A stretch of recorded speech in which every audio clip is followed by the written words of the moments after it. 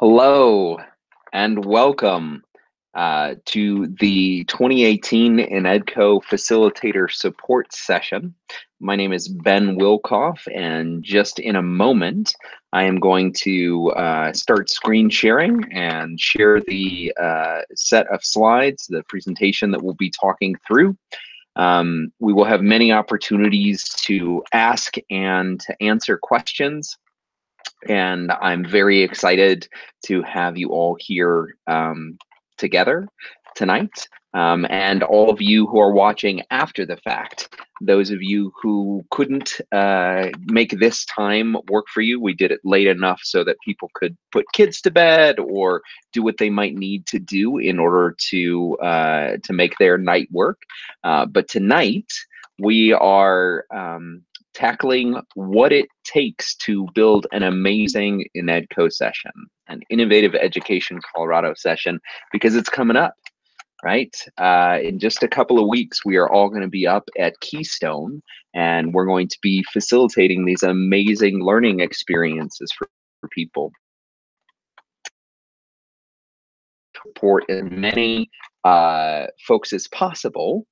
And make sure that everyone knew how to facilitate their session, how to use their space, all of those kinds of fun things. And so what we're doing is using YouTube as the video recorder, but we'll also be using the chat. So if you are watching live, please feel free to introduce yourself into the chat. And if you have any questions throughout the session, please do use that chat function to ask them. I will be posting the link to the presentation itself. So the presentation that we are using tonight, I'll be sending out after the fact, but you will also be able to see it in the self as well.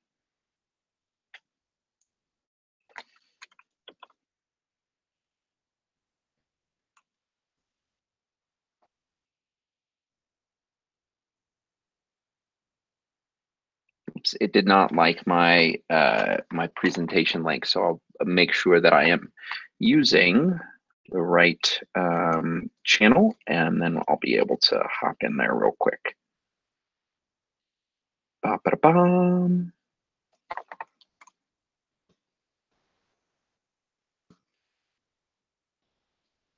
That's the YouTube page, and then we get our presentation link right there. All right, so check that out, and I am going to turn on the screen share so that you're going to be able to see what we're talking about, and we'll get started here. Thank you so much for joining. All right, so I'm going to make sure to keep the slide deck up, but also the chat window I've got up in front of me so that you can partake in that. So the session here is how to design an effective, innovative Education Colorado session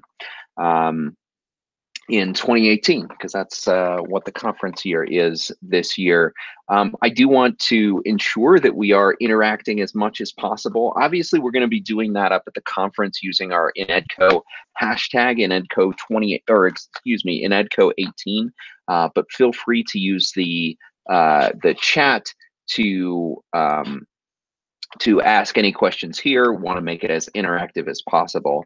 Once again, my name is Ben Wilkoff. I'm the presentations chairperson. And we do have Galen Mitchell, the presentations support partner, that will be around at the conference, supporting folks, making sure everybody has what they need. And we're going to make sure that we do that as effectively as we possibly can for all of our presenters and folks who are leading sessions. So with that said, that introduction there, I did want to start off with one of my favorite things that Jennifer Gonzalez says. She writes the Cult of Pedagogy blog. She says, if you're in a PD rut and you feel like there's no chance that they'd ever be willing to try something new, I want to encourage you to have hope. She's talking about all of the less than ideal professional development and professional learning experiences that we might have. That is not this. InnEdCO is something totally different, and that's what we want to make sure that it stays. And so if you are feeling like you're in a PD rut creating your session, we want to make sure that we blow that up and create an opportunity for folks to really create something unique for June 10th through the 14th. So really exciting to get out of our PD ruts. So I do want to start us with some general considerations, some really good ideas for designing your session to make sure that it is as good as you possibly can make it. The first things are really just about setting yourself up for some success, having an objective that isn't just about knowing more. So making sure that your objective includes things that people are doing in your session, having a way of sort of measuring whether or not you met that objective, right? A check for understanding. Do they understand? Can they do the thing that you asked them to do? And making sure that it is all about engaging your participants. And then I put in red, wait, who are your participants? Before we go on to that, I'm going to stop sharing the slideshow, come back to sort of my face and being able to sort of talk about the idea of an objective. So I'm going to hop back into our face-to-face environment here. So having an objective that is more than just people, your participants knowing things. They have to be able to do something with that knowledge, being able to apply it. They might even have the ability to demonstrate, right? They might make something in the session or collaborate with one another. That is an objective that is worthy of your time up at InnEdCO. It is something that is not just, I am relaying this information as the facilitator to you. And many of you know that, right? Like that's an instinctual thing. You know that you have to engage the participants and have objectives that are beyond just, I know this. We're looking for people to define objectives that are audacious, like that in an hour we are going to create a brand new website, right? In an hour we are going to make a movie. In an hour or two we are going to create a statewide experience that has never existed before, right? So an objective that is beyond just knowing more about the particular piece of content that your session is about. And so really unique opportunity there for you to do something different. But let's focus on our participants and think about who those participants are. Okay, so when we think about our participants, we have to know and where they are coming from. So we have participants from around the state, from rural districts. We have participants from urban districts. We have participants who have lots of technology in their classrooms. We have participants who haven't been in a classroom for a number of years. But it is your job when you are facilitating these amazing sessions to know who they are, to know those participants as well as you possibly can, to ask them who they are, right? Having that moment in your session where you ask them who they are can be really powerful, right? How many elementary teachers do we have in here? How many district administrators? Because then you can actually encourage people to introduce themselves, to connect with one another. By you knowing who they are, it also lets them know who one another are. And in order to sort of model that, it's always a good idea to know who you are and introduce that information to your participants. Okay, and we think about it in sort of two ways. One is, what are your biases? So if you're going to explain your work, the things that you've been doing around makerspaces or whatever it is, you have to talk about what blind spots you may have because of your context, right? If you are in a rural environment, you might have a blind spot for what overcrowding in a classroom might be, or you might understand that exactly because there's a shortage of teachers and things like that, right? So you might be able to make connections but you're also needing to say, these are my blind spots. I have never taught in this kind of environment. So then you can call for that expertise from your participants. And it's also important to think about your preferences and your audience's preferences. So if you're going to expect others to respect their learning preferences, if they have to get up occasionally in order to learn, if they have to take notes, if they're a pen and paper person, you have to also think about your preferences and how that might affect your audience. If your preference is to do like the link dump, where you just shove a whole bunch of links at your participants, that might affect all of the audience members, right? That might not be their preference. And so let's talk a little bit about biases and a little bit about the preferences that you might have as a learner. And so when we're thinking about the bias that you have, you can state things, if you want to talk about the pronouns that you use, right? I use he and him. And that is a way of stating a bias that you have, right?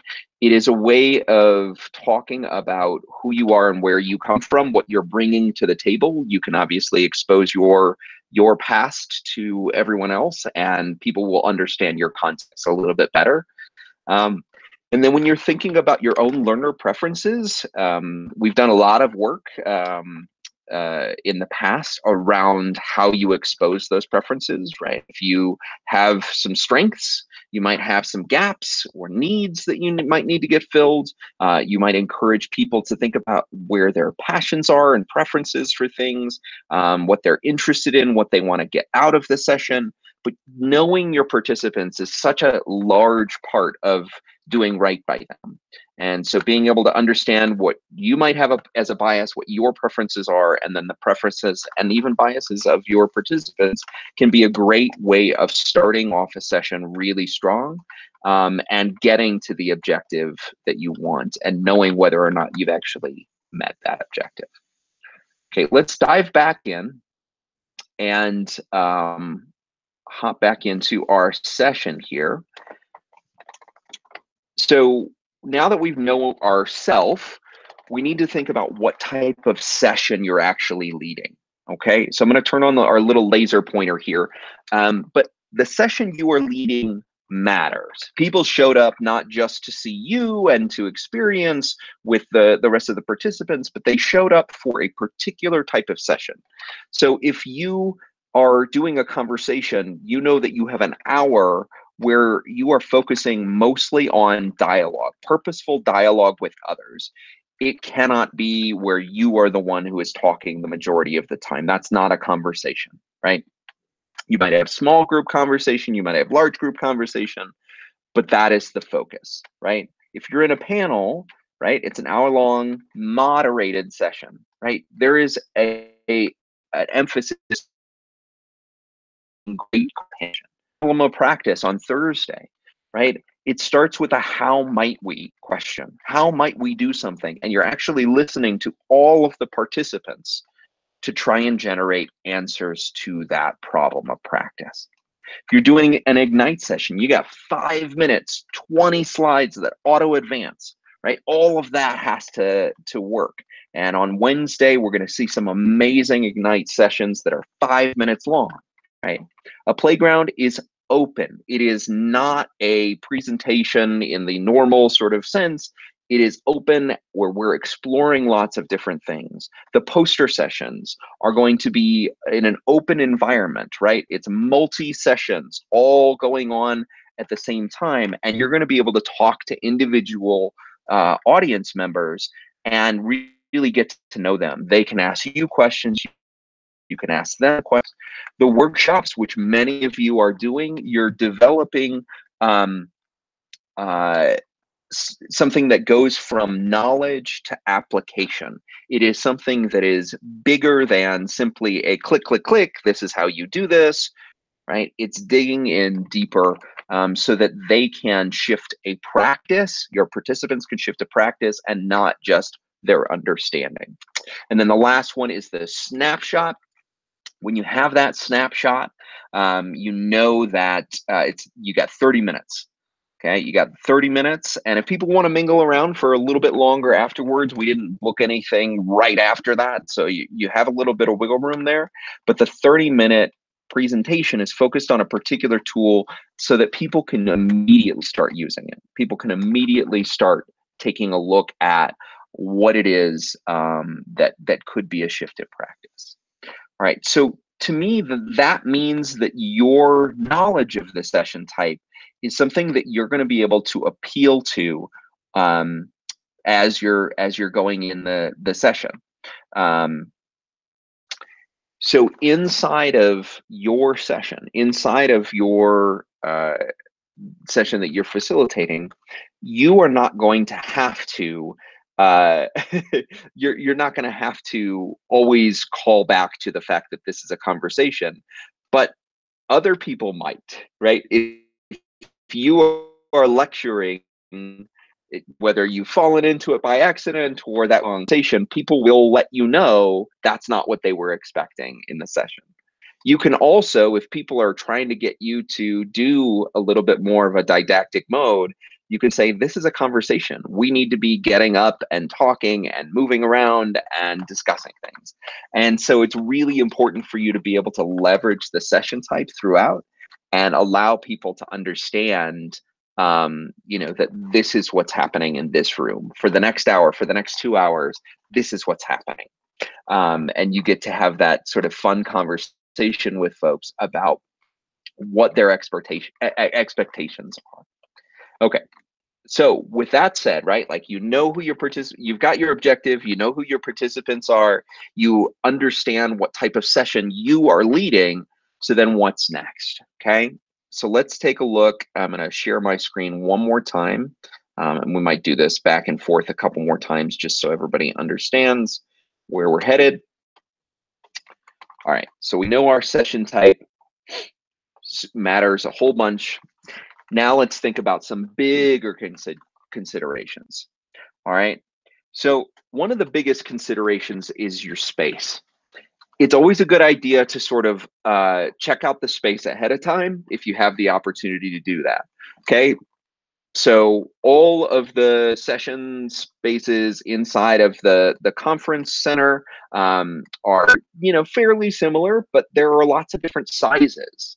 Okay, so the Crestone Peak and the Tories, all 4 of those rooms are very similar, but there are some that have flexible furniture and some that do not.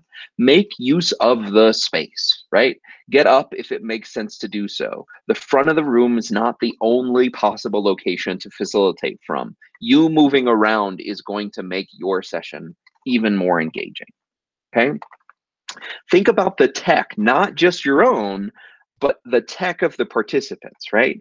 Not everybody is going to bring in a Windows laptop. Not everyone is going to bring in a Chromebook. Not everyone is going to have an iPad, right?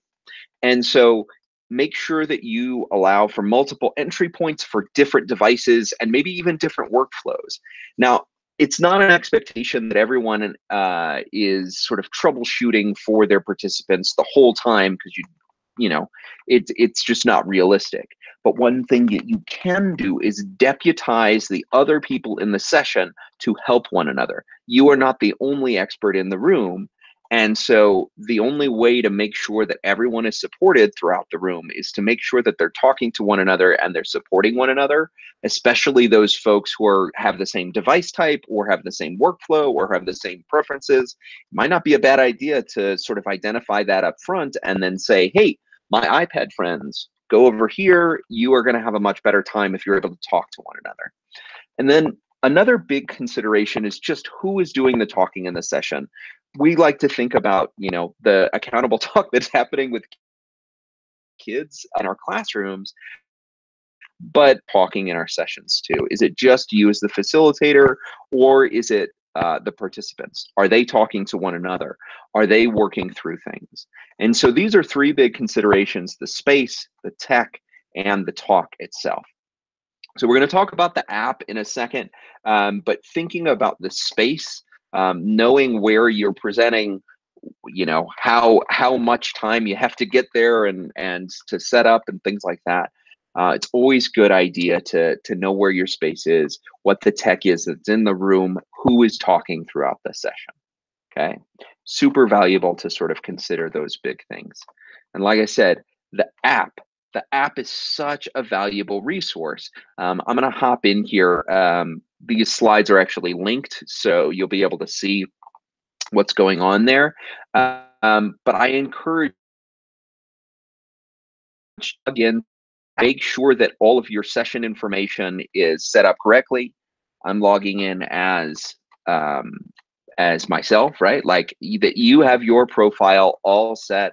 You've got your picture all set. You can import it from LinkedIn if you want to do that, but that you have built out your own agenda. You understand what the expectations are for your session. So if I'm looking at a particular session, it shows all of the people who are currently attending. It shows who the speaker is. And you can even see, you know, the social stream and the tags and all of those kinds of things. Use the app. Okay, invite people to this link, which is the session link for the app. You can use it on your phone. You can use it obviously on the web, but the app is going to be so valuable for you to see all of the items that are going on, for you to connect with the other attendees, the other speakers. This is something where you're going to be able to access this information even after the conference is over. And so you can use these top tabs up here, the attendees agenda and speakers. You're going to be able to see all of the wonderful people that are speaking at the conference and even all of the sessions that they are facilitating. Really great resource for you to network with people, to connect with people, to make sure your session is set up correctly and that you have all of the resources that you might need. Okay, so great way of ensuring that you have access to the resources, and encourage other people to use the app too, right? So this is a way where people can sort of say that they are attending your session. They can add it to their own agendas. It's a great way of going forward and doing that. All right, so with that said, in order to get the information into your app session, your page on the app for your session, you have to update your spreadsheet. Okay, you've been given this this spreadsheet that has all of your information. I'm going to give you a tour of that spreadsheet so that you can actually see that and what that looks like. I'm going to use one of my favorite people who is presenting up at the conference this summer, Madia. She is an amazing educator from DPS. And I just wanted to show one thing that's really important. So you have your session format here, you have your username, your name over here, first and last name, which district you're in, your role, all of that kind of good stuff. But this one right here, where it says blog or website, one thing to note is you have to have the http:// or if it's a secure website, https://. If you don't have that, when you're in your the app, if I look up Madia and I open up the session that I was just looking at, access is not enough, it will not open the link correctly. So it's populating this session resource link. It says it's a URL, but it's not. And what happens is when I change it over here in the spreadsheet, within 1 hour, it will sync over to your session on the app. And all of that information will populate, and it will allow you to see and for people to actually click on that session resource, okay? That session resource link. Okay, so make sure you're updating your spreadsheet. You can update your spreadsheet up to the very moment right before your session. I only recommend doing that, you know, really up until the day before, because you want everything to populate and go all the way through and update there. Okay. I am going to pause here for a couple of questions. If you have any questions there, really important to make sure that your information, your session information, is totally up to date. You've got the http:// in your URL for your blog or website. And I'd like to talk for just a second about what you can put in there. So yes, you can link to a particular document, right? Yes, you can link to a particular resource that you're going to mention during the session. Absolutely recommend either your website that is specific to the session, right? A page on your website that is specific to the session, or to your slide deck that you are using for the session, or to the Google Doc that you're using that is going to allow everybody to collaborate. Putting that information into that section allows your resources to go all the way into the app and for everybody to know exactly where you want them to be, because they're going to be able to follow up there. Okay. So that information is really valuable. If you do have any questions as we're going through here, we've got a little bit of time left. Please do put them into the chat and I can answer them here, so that you have all of your questions answered for InnEdCO 2018.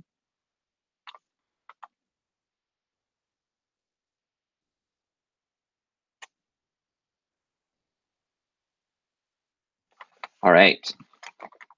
So now that you understand your outcome, you understand who your participants are, who you are as a learner and a leader, you have gone through the process of understanding your session type, you have your bigger considerations, and you're using the app. Great. This is all good stuff. You've updated your spreadsheet. Now there are a couple of additional things that you can do.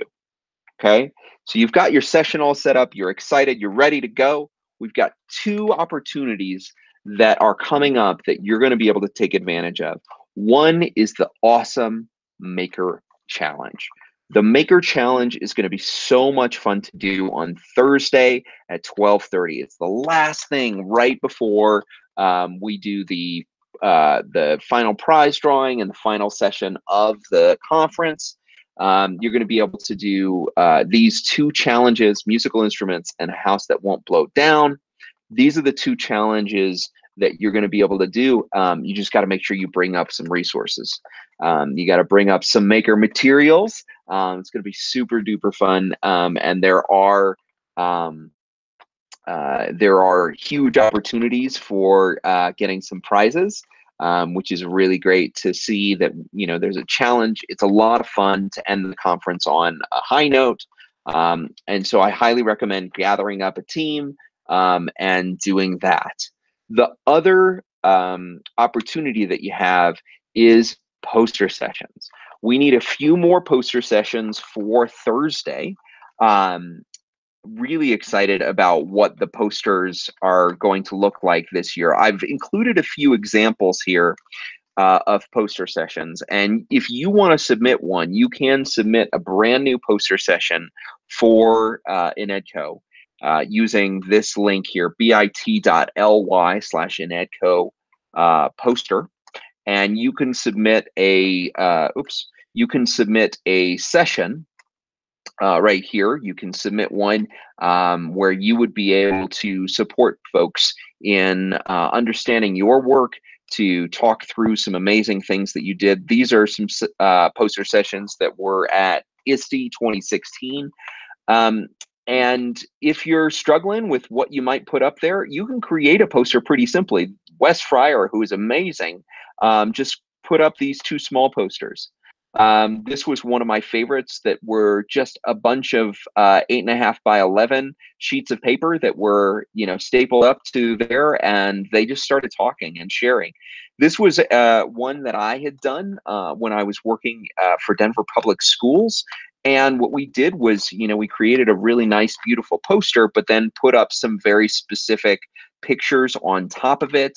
And if you want to do any of these things, one of the tools that I like the most to create posters is called PostRaiser.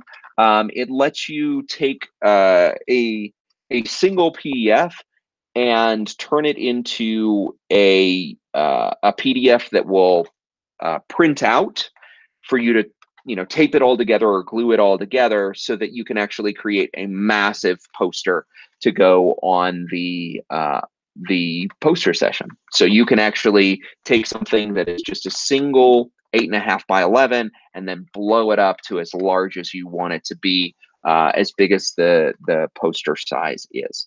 So if you want to take advantage of either of those opportunities, the Maker Challenge is just on the website. It's innedco.org/2018-maker-challenge.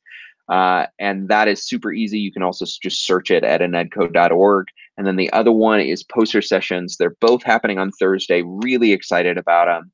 bit.ly/innedco poster. Okay, so those are two opportunities for things on Thursday that are super valuable. And before we round out with any additional questions that you might have, I did want to put together a set of tech-based tips. Okay, so each one of these could be really valuable to think about if you're looking at how do you take advantage of all of the things that you have available to you up at InnEdCO. Okay, one is a back channel. So you are the front channel, you are leading the session. Who is the back channel? Your participants are engaging in the back channel. They're talking to one another, they're asking each other questions, they're asking you questions. You can do that with Twitter, the InnEdCO 18 hashtag, or you can use Slides Q&A or just a collaborative document, right? You could use a collaborative document, a Google Doc of some sort, and then you just are able to answer questions on the fly. Really valuable. Second, do not forget your dongles.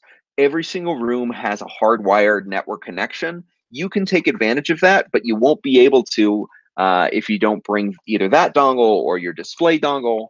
We really don't have a whole bunch of extras for those kinds of things, so I highly recommend that you bring the dongle that is going to work best for you. Okay. Another component is pictures and video. I encourage you to take pictures and video of your session as it is happening. Okay, you're not going to regret having them later, and it also lets you project. Your groups is doing something really amazing. Take a quick picture, project it up for everybody to see. Awesome way of doing that, especially in some of the larger rooms. Okay. Additionally, posting them either during the session or afterwards allows for you to chronicle the amazing learning that happened in your session. Okay. Another tech tip is using a remote desktop system. Feel free to roam the room and use your phone to drive your computer or things like that. You can use the Chrome remote desktop for free. Or something like Screens, which is a little bit more Apple-centric. But there are tons of ways of doing that, Doceri and some of these other tools that would allow for you to control your computer or the projected device remotely from around the room, right? Okay. Another piece of advice that we have, or a tip here, is shortening your links with bit.ly or tinyurl. If you shorten those links, you can put them up on the screen and people are going to actually be able to go to them, right? And then also obviously make sure that your resources, your links are correctly placed into your spreadsheet so that the people are going to be able to see them. One last tip is if you want to, there's a lot of opportunity to actually mirror a device, whether that's your device or a participant's device. So something like Air Server or Reflector that you can actually make use of, whether that's using the Chromecast protocol or AirPlay. Lots of opportunities for people to project their screen rather than having to switch out from your screen to their screen and all those kinds of things. Those are a couple of really valuable, hopefully, tech-based tips that you're going to be able to use throughout.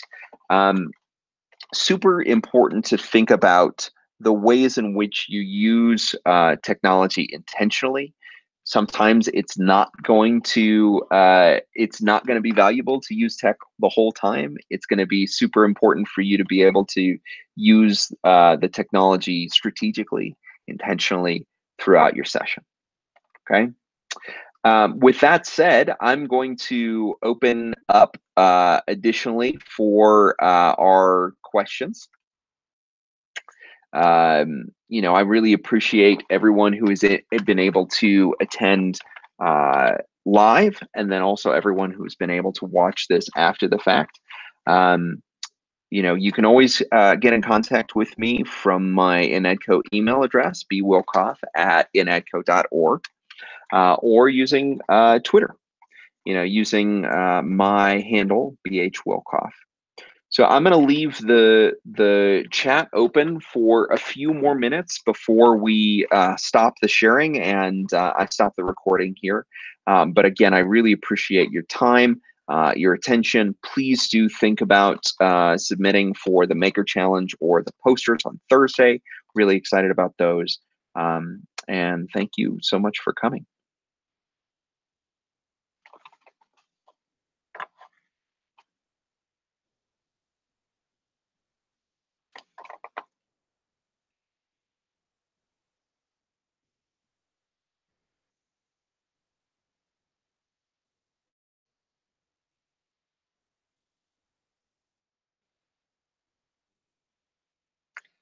Thanks, Kristen.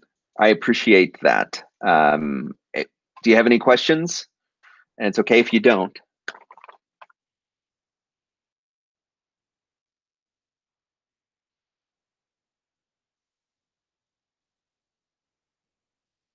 All right, well, I am super excited to see you up in InnEdCO, everybody. I hope you have a great night, and it's going to be a really good one. It's going to be a great conference. Talk to you soon. Bye-bye.